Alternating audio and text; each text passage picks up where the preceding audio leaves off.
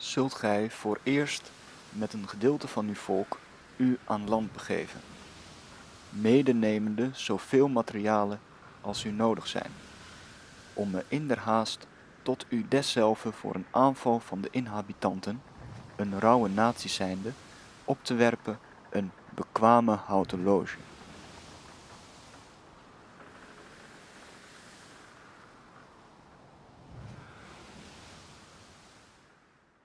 My name is Zenane, my surname is Opa, and I am 24 years old. My name is Ayanda Nguka, a born-again child of God. I am 26 years old. I am Nombulelo Mahlongolo and I'm 23 years old. My name is Valentin Teba. I am doing my internship at IZIKO Museums of South Africa. My name is Zandile Chamnambo and I'm an intern at IZIKO Social Justice Center. My name is Anele Krekwan, Kasita intern. My name is Ntomfikile Ncuba.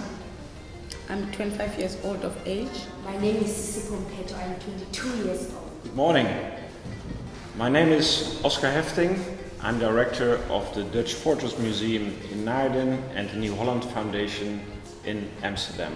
I'm coordinator of the second workshop where we train the interns of IZIKO, 8 interns, on going on the streets for interviewing people about contested heritage.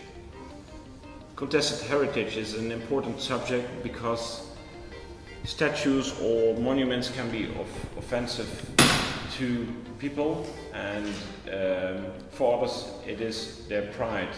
So we have to communicate on that. And I hope with this workshop that people get to understand each other better, and that all together we can make this a better South Africa and hopefully a better world. Thank you. The reason why the Dutch East India Company established or built this castle here at the Cape, it was initially started as a business decision for them to supply the ships en route to the east. Because you must remember, in 1602, they established a company called the Dutch East India Company, commonly known as the VOC or Verenigde Oostindische Company. So it was just to be a supply station for the ships that were heading to the east for spice trade, where they would go to countries that used to be called Ceylon, which is now called Sri Lanka. They would go to China, Japan, and the headquarters of them were located in a place which was then called Jakarta, which is now called Indonesia. So the reason this fortification was built, which is incorrectly called a castle today, it was just to supply the ships en route to the east, of which initially it was just a business decision, which later became political. Okay, so what does the castle or the Castle of Good Hope represent in South Africa's contested history today? You see, firstly, pre-1994, this structure was actually seen as a symbol of oppression by many Cape Townians that I've encountered, and it was actually seen as a symbol or celebration of colonialism. But if you would come into the castle, you find that there's actually there's a lot that can be used for social cohesion and nation building. Firstly, history is history. We cannot change history. However, by telling the stories of what had happened here inside the castle is actually relevant to what is happening outside, because we have cases of racism, and there are people destroying statues and other colonial monuments here at the castle. However, this is actually where people would learn of their previous mistakes that happened in the castle, that we can just and learn from them to avoid history repeating itself. And by 2016, we have actually commemorated 350 years of the existence of the castle, and we have actually now tried to actually to include in our narrative the untold stories of this castle. For instance, we've actually the minister unveiled 4 statues, of which those are the African people that fought the colonists here in the colony. My first question, I would like to know, do you guys know who built the Castle of Good Hope? Who built it? Yes. I know it's built, or I think it's built by the Dutch back in the days, the Dutch Indies, the VOC as we call them. Okay, thank you. And our next question is, what do you think does the Castle of Good Hope represent in South Africa? Maybe in your own understanding, what do you think, guys? I think. Yeah, a piece of history. Yeah, The history from South Africa and Cape Town. Yeah, that's good. Yeah, correct. Okay, guys, I would like to thank you so much for your time. I hope you enjoy the rest of your talk. Okay, Thank you so much. Thank you. From my side, and even on my research, I know that Good Hope, Castle of Good Hope is the first building that they built in Cape Town, South Africa. Yeah, I think so. So yeah, for me, it's just that it's a new, it's not a new, it's a historical building whereby us, even people who come up after us will come and just to know about the whole South African heritage and cultural. And since I've been here, there's a lot that's been happening when I see a lot of kids when they visit, because things like this are so fun in the museum whereby kids come to know about history, so it's part of education. It was meant for them, for their time that when, I think for safety and all that, because even now there's that military within it. And I heard that there's also Khoisan, part of the first people, so yeah, it's part. This place has a huge heritage and history. So now that's why now we use it education and something that can teach us. Oh, okay. So for the last question, can I ask you the last question if you don't mind? Okay, Can thank add. you, sir. Okay, I would like to know if for us having now the place so-called the Castle of Good Hope, what impact do you think the Castle of Good Hope has? I mean, the Castle of Good Hope is doing in terms of the economy of South Africa. What impact would you say maybe it's contributing towards it? As it, the name of this place, Hope. For my side, I think it's giving us hope, because first of all, it's bringing job opportunity for us youth and stuff. So I can say it's something that we benefit, and also the heritage, even the markets of South Africa, because there are tourists that they come of something of income that can help us as a country to keep on developing. Okay. Thank you, sir. Thanks for your time. I don't remember the time because I'm not used to history. But what I know is it was built for slaves, for those people that was mistreated by him, for them to stay here and do what they commanded them to do. That's what I know about Castle of Good Hope. Okay, so that is what you think the castle was built for? Yes. To keep slaves? Not to keep slaves, only to protect the territory. Yeah, the territory of Cape Town. So that when enemies come here to colonize this land, they must fight. For example, if you can see, there are cannons there all over this place. What does the castle represent in South Africa? What does it represent in South African history? Or what does the Castle of Good Hope mean today? What does it mean to you today? It is the remembrance of what was happening here in South Africa a long time ago. Even the way that we lived, the way that we were treated by the whites, with the Dutches. Thank you for doing this interview with us. Okay, I would like to ask you, what do you know of the mandate of Jan van Riebeeck and Dutch settlement in the Cape Province? Okay, the mandate I think was for Jan van Riebeeck is that firstly he observed the Cape, then go back to his country. Then when he came back, he saw that there's a lot of land there in Cape and that there's a lot of business that can be done. So he built this as a center for the ships to East Indians. Okay, so while you're talking about this building here, what do you think that this building means to South Africa today? And do you think we should keep it for future generations? Okay, this building was built for the soldiers that were there, and also the people that were breaking the law, so they were kept on this. So I think this building can stay, because can be for the future generation to see how was it before we were free in South Africa. Yes. Oh, thank you so much, Sisi, for your time. Good day, sir. Good day, ma'am. It's nice having you and taking part in this amazing project.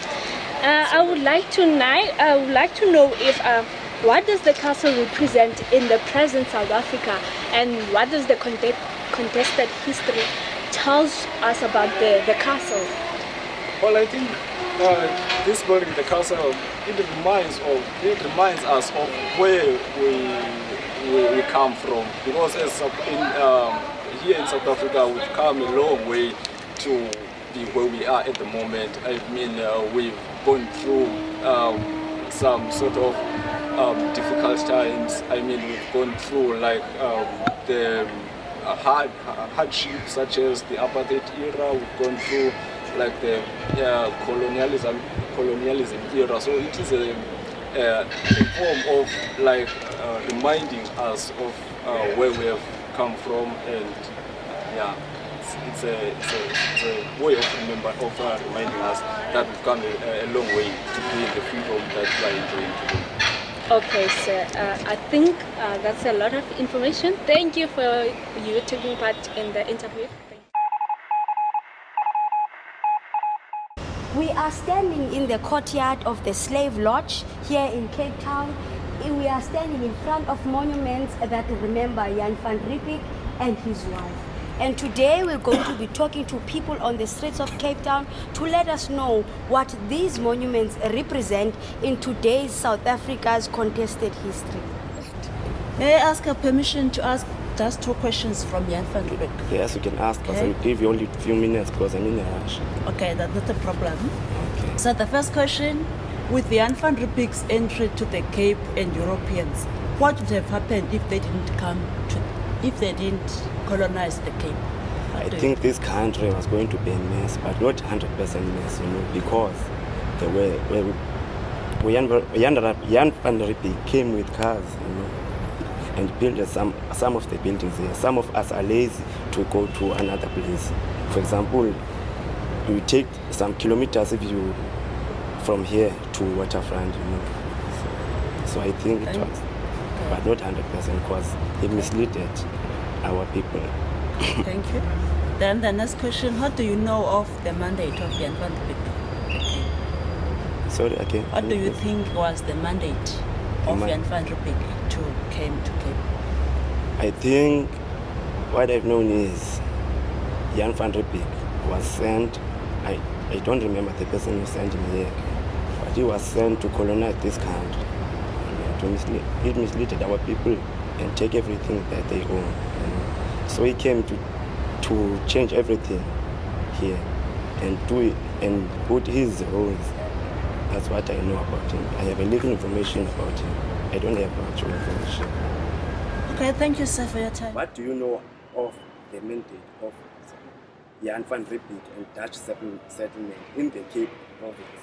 Oh, first of all, I've read a small history about Jan van Riebeeck, that Jan van Riebeeck is the first European to hit the Cape.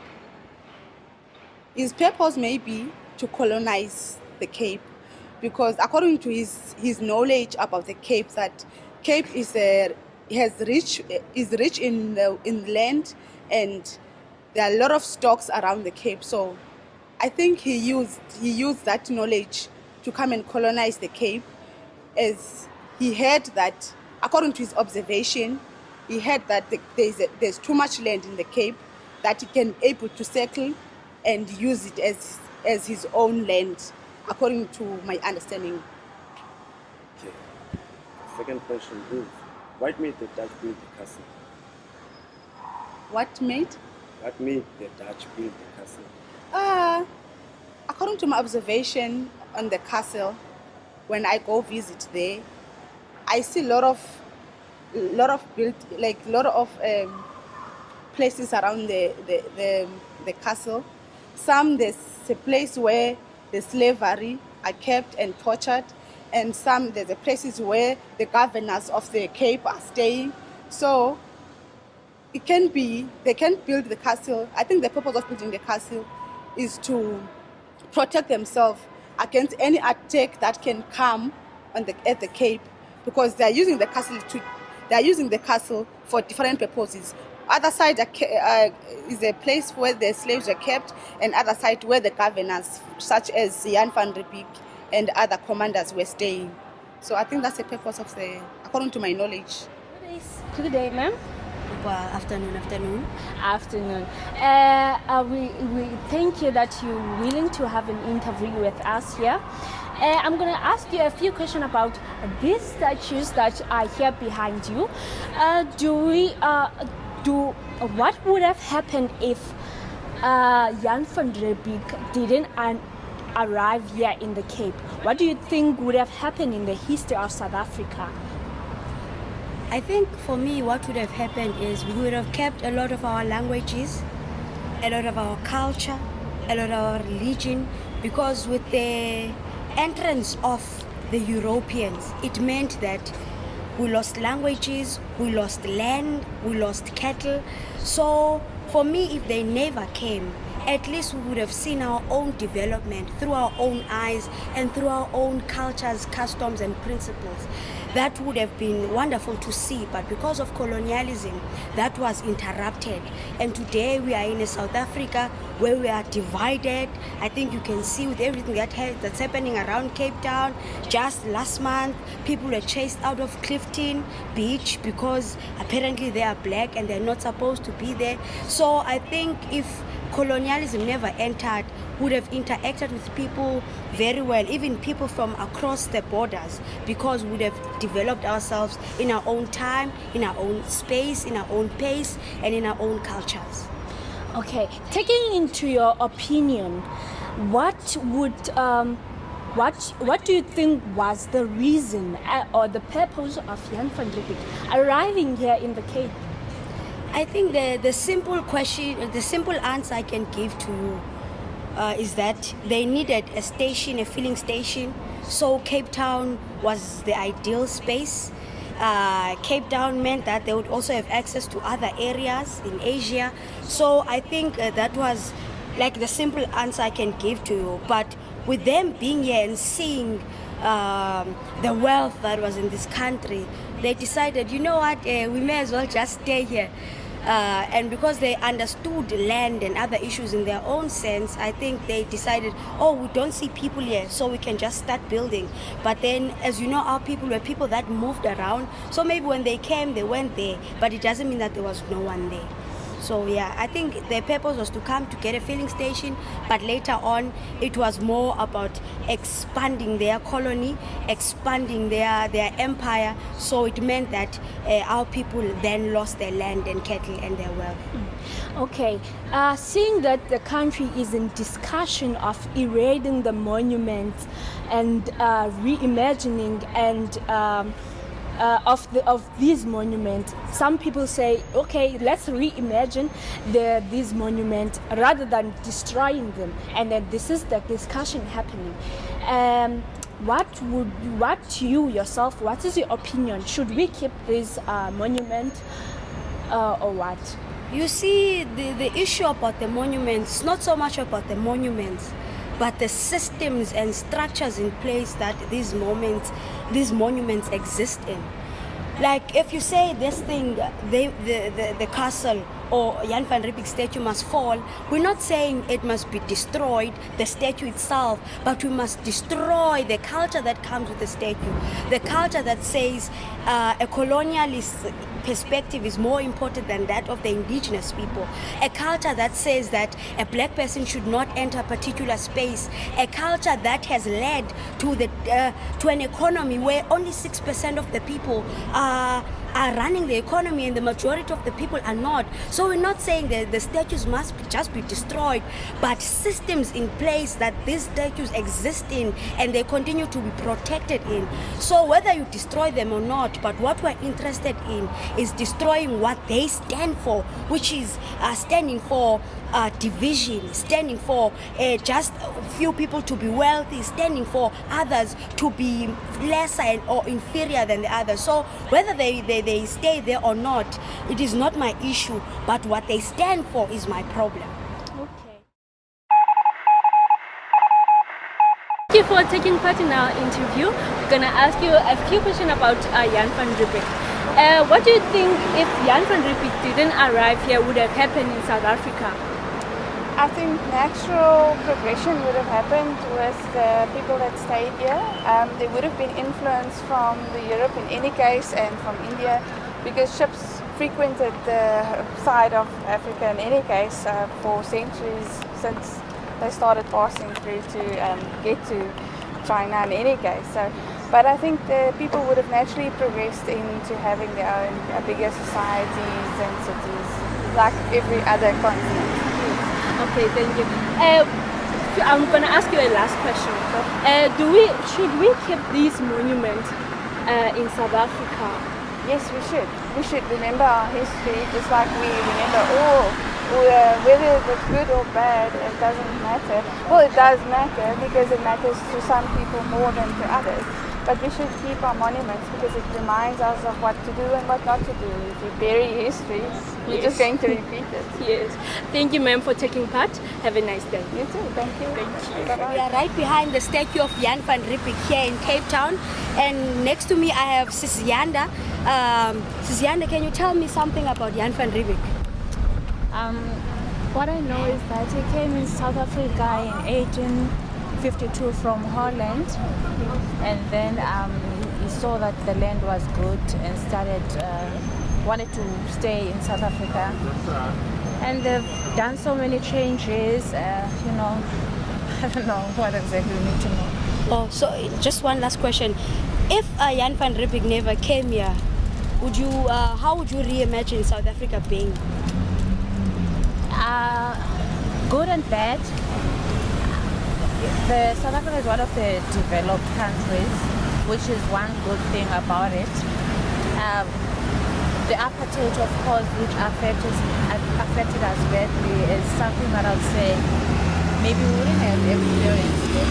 But the best out of that is that we've overcome all that. Now we are in a new and we have this beautiful country that is inviting a lot of tourists. I don't think it would have been the same if we never came. So there's so much positive things out of that besides apartheid. I'll ask you just two questions about Jan van Riebeeck. Since he came in 1652, that meant also Europeans coming into South Africa, and also with that colonialism. So if he never came, what would him not coming here would have meant for the indigenous people? I don't know, I believe we would have probably been a few years behind in development because with his arrival came a lot of new technologies and new ways and new things. I mean, no trade agreements were in place before that, so I think South Africa wouldn't be what it's today. Okay, cool. One last question. With him settling here, that meant that there was a loss of land for the indigenous people, loss of languages. Could you reimagine us then not having that interruption in terms of colonialism, in terms of language and cultures? What would that have meant?